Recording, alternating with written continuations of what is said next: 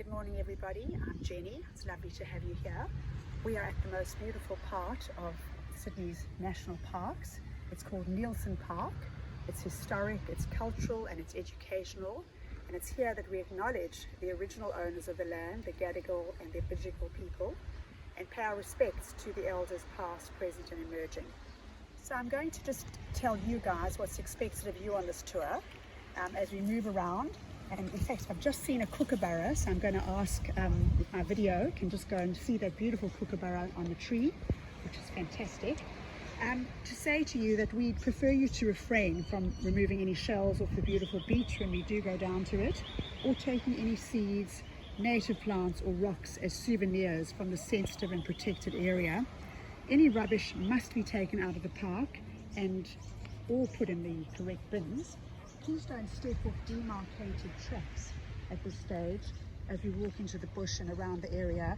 This just leads to more soil erosion and damage to plants that are being regenerated. And please don't feed the many birds that you do see. They haven't been accustomed to getting used to the public. There's an area a bit further along here, and I'm pointing to the area behind here, almost on the Hermitage Walk, which you guys might do the entire walk one of these days while you're in Sydney. This is an area of regeneration of the she oak, which is an almost endangered and extinct tree. Many native and edible plants are grown here. Many are used for food and sustenance by the clans and are still used today. To name a few, there are the Davidson plums, a lovely purplish little plum. There are figs, juniper berries, which are commonly used in flavouring gin. There's a gorgeous green called the Warrigal green, which is a source of nutrition. And during a dining experience at one of our Sydney restaurants, you're sure to come across being offered a Warrigal greens as a side and perhaps a Davidson plum dessert. Native thyme is also abundant, as is sea celery and asparagus fern. A common shrub, and I'll show you a photo of this, is called lamandra. It has a popcorn-like kernel appearance, and these are ground to make wheat or flour and are then used in a traditional bread called damper or dunga. It is lovely with traditional jam. So now a little bit about the impressive Greycliff House, neo-Gothic style mansion. A William Charles Wentworth owned most of the land in Vaucluse, the area we are in at the moment. He was an Australian explorer and an author, and also a leading figure in colonial life in New South Wales colony, and was involved in Federation in 1900. So have a look at the beautiful Gothic doors and the gorgeous area, the tiles and the bricks. Gorgeous sandstone bricks were used.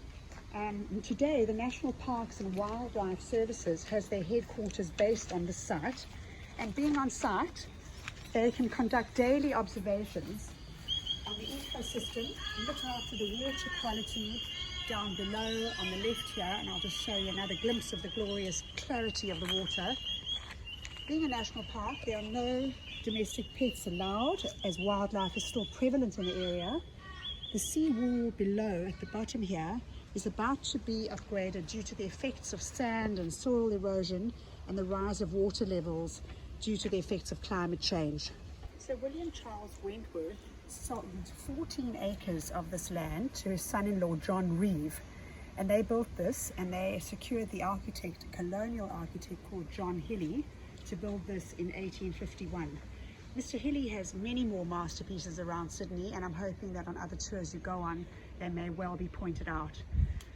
So this brings us really to the end of the tour in terms of the history and education, and we welcome you to come down to the gorgeous cafe and have a coffee and have a swim and just enjoy the beauty of this gorgeous natural spot.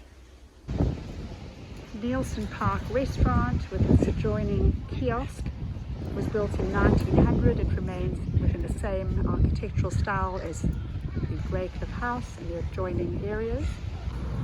So this is the beautiful part of Nielsen that everybody adores, where you can watch the ferries, see the lower North Shore and all sorts of views right through to Manly, watch the ferries pass by and essentially have clean, beautiful water to swim in.